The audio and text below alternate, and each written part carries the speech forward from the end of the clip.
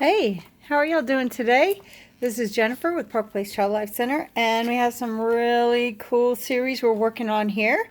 And we got our kids these and put together packets for them to do artist trading cards. Now, this is the middle of the coronavirus, so they can't come to our classes. So we're doing some Zoom lessons with them.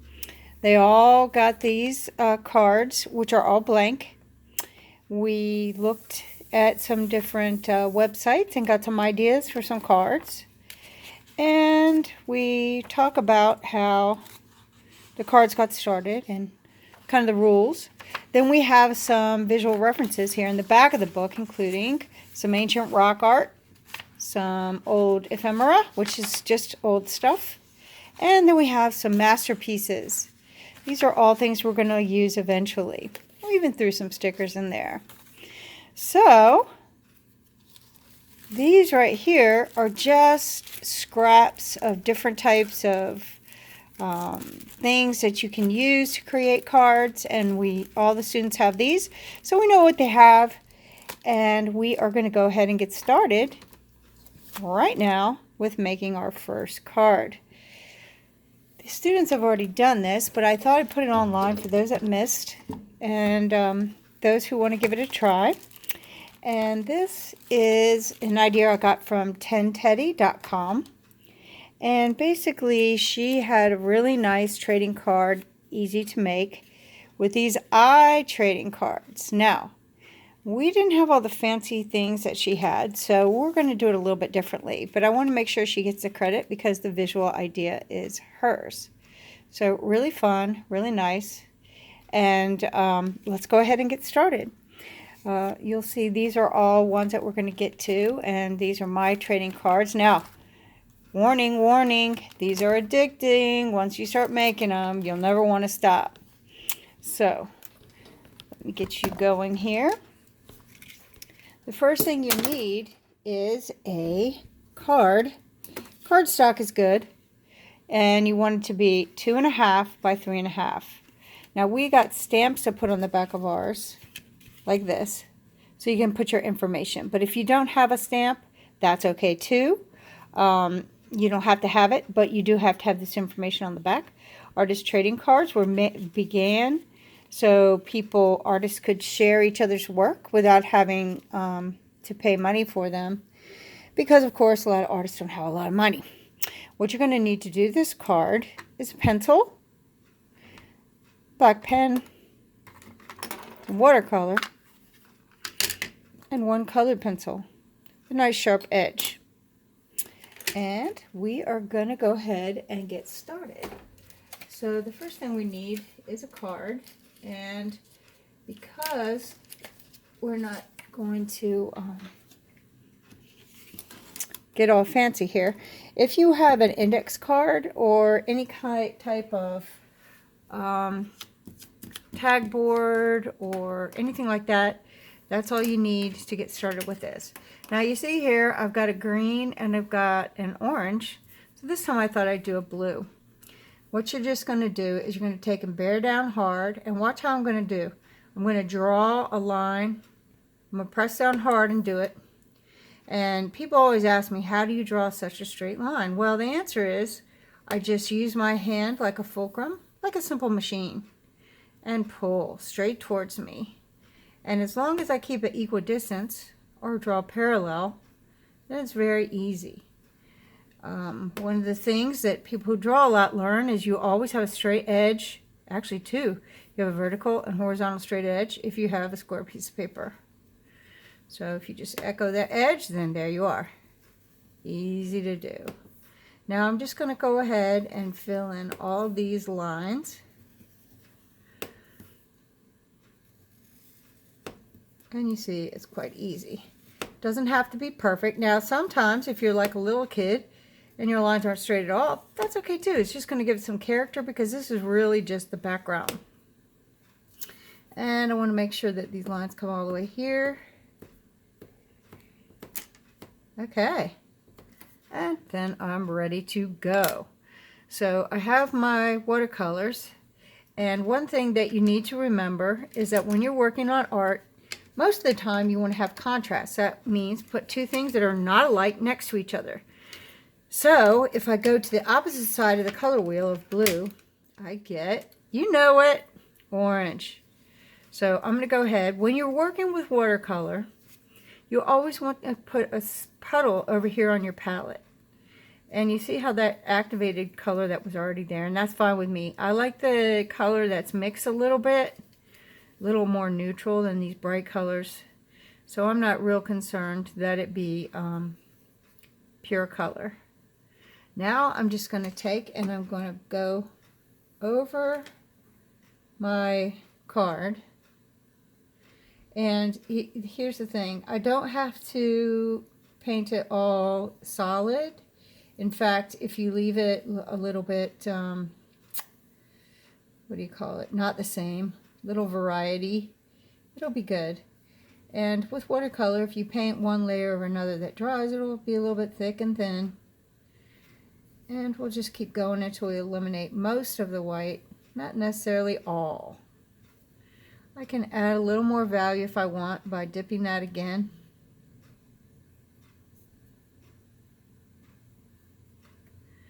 And you see, it's starting to get really cool looking. The color pencils are made with wax. So when you put the paint over it, it will resist a little bit. Not a whole lot, not like a crayon, but still it resists it a little bit. So there we go. I have my, so this one I did the same colors, and this one I did blue and green, but this one I'm doing opposite colors. So that's fine. Now, while this is drying, I'm just going to set it over here. And what we need next is some images from a magazine. Now, I put these in the art kits that we give the kids, cut out some eyeballs, and I have these little things for frames right here. So this is what I'm going to use for the frame, and you see it's a little bit too big. So I'm going to cut off about this much. And it doesn't really make that much difference exactly how you do it. And I'm going to choose, so you want to have a magazine or a newspaper, and you want to put this over top of some text. So text just means words. So let me see, what do I want? Let's see, I think I'll just put it right here. And from there, I just draw around it. And this is something that you can do with the whole card. Sometimes you start with text and then just use that as your background. That makes a really good one with newspaper, magazines, phone books if you have one. Anything like that will work. Alright, so now all I have to do is cut this out. Oh, I forgot to tell you that you do need a glue stick. This card has a lot of little things that we're doing to it, but none of it is very hard. Just lots of little moving parts here.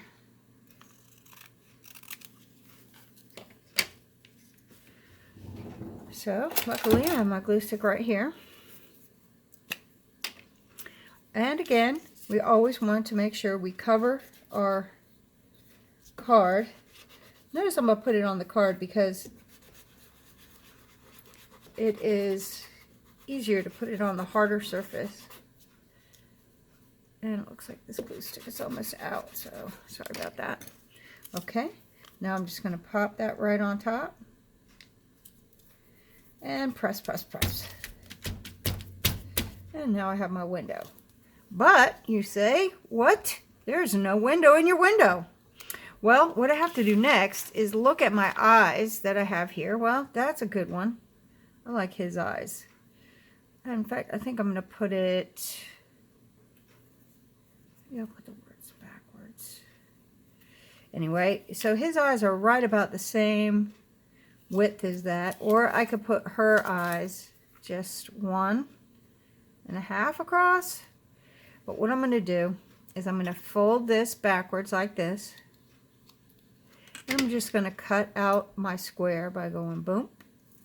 1, 2, and 3.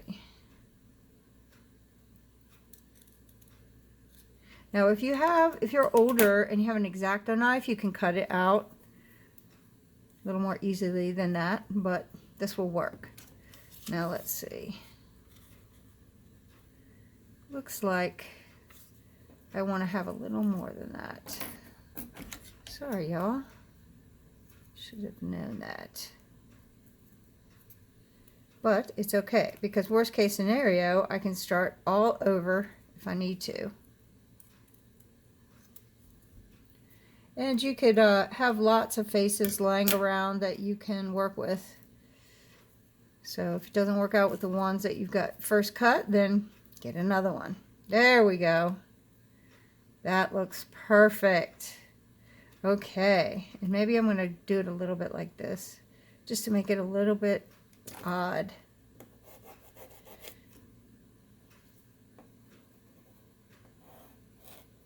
So now we have text on the front, and then we'll have the face on the back. And I can barely see what I just drew. There we go. So if you want to make it a little bit darker, you can. Like with the black pen. Depends. So his skin is a little bit dark, so I can't quite see that. There.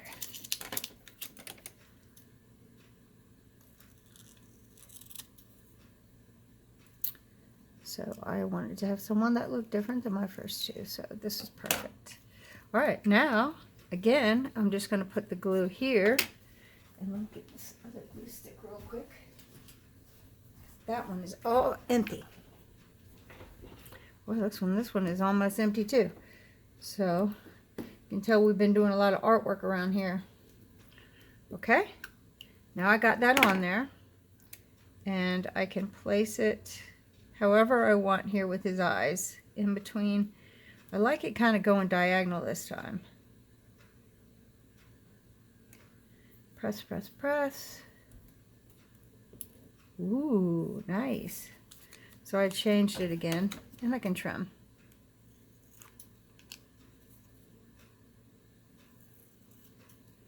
Now I could have just put it on here instead of doing all these lines earlier, but that looks pretty good. All right, so the next thing, we have another little piece of this white here. We're going to make the part that says eyes. What did I do with it? Probably dropped it on the floor, of course. Oh, here it is. So if we put this here, you see it looks very white. So these two, I put some paint over top of it. But maybe I'll leave this one white. See how that comes out. And I'm just going to do the eyes once. So at this point, I'm going to take my pencil to draw the word eyes. And I'm going to try to use bubble letters. Now, I'm pretty good at this. I've been doing lettering all my life. So if you have trouble with it, you don't have to do bubble letters. You can just write the word eyes. Or, guess what? You could write anything you want. It does not have to be the word eyes. I'm just using it because that's what we were taking the inspiration from the Tin Teddy. All right, now I'm going to outline it with the pen. And I like it to not be perfect. So as you see, it's kind of wonky. A little bit of this way, a little bit that way. If you try to make hand-drawn text look perfect, then it just is almost impossible to do. So why not just kind of go with it and let it be what it is? Just kind of let it go. Don't try to be too perfect.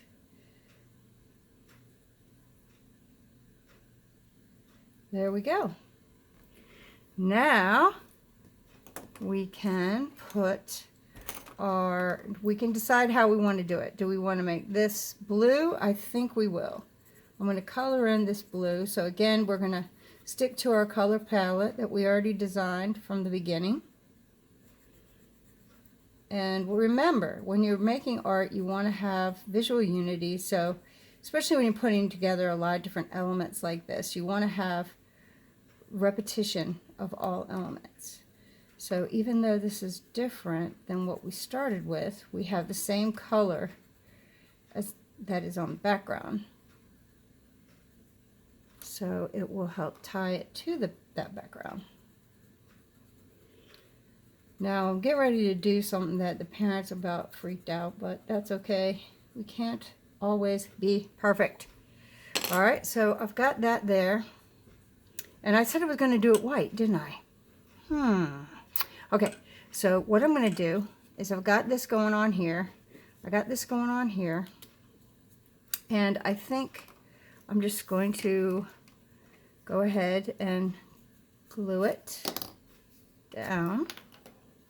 Whoa, I'm going to have a hard time with my glue today. That's all right, we'll get it. And I'm just going to kind of do a little bit sideways. So now, there we go. Now, I like the white on this one. But what we did on these is we took some black. And I'm going to make it pretty dark. Notice I'm always going to my puddle. You don't want to go straight from here because you don't know what color you're going to get if you do. And we're going to create the edge. Now, you'll see a lot of videos with this very fancy ink that will give you the same effect, but we are trying to do it with our art kits that we created for the kids so that they can make it with what they have at home. We are here in the city of Norfolk, and we are a nonprofit that works with children. So since we can't see them, we're doing our best to try to make things that they can do at home. And our videos and our live lessons are sometimes done by the parents. Now what I'm doing here is I'm going to come in and create this little black moving into the card a little bit more, just because it will help give it some more interest. You can do this with your pen, or you can do it with your brush, however you want.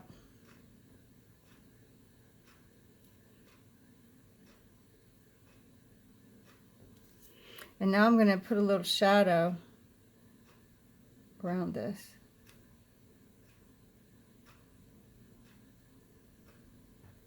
If you learn about perspective, you'll understand about shadow, but until then, just do it on two sides, and that will make it shadowy enough.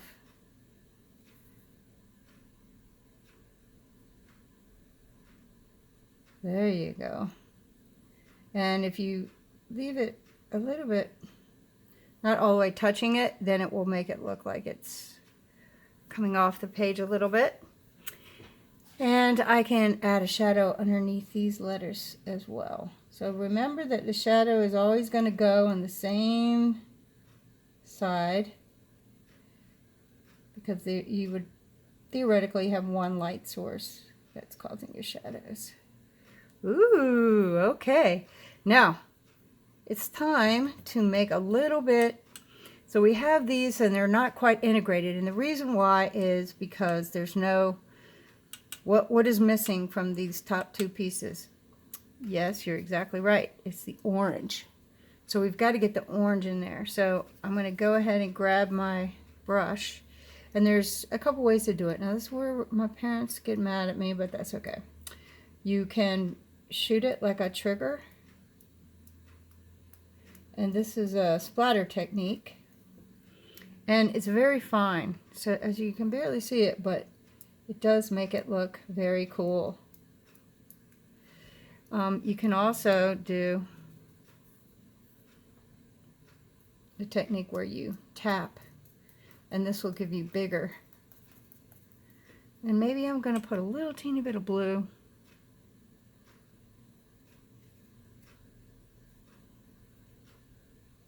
In my splatter.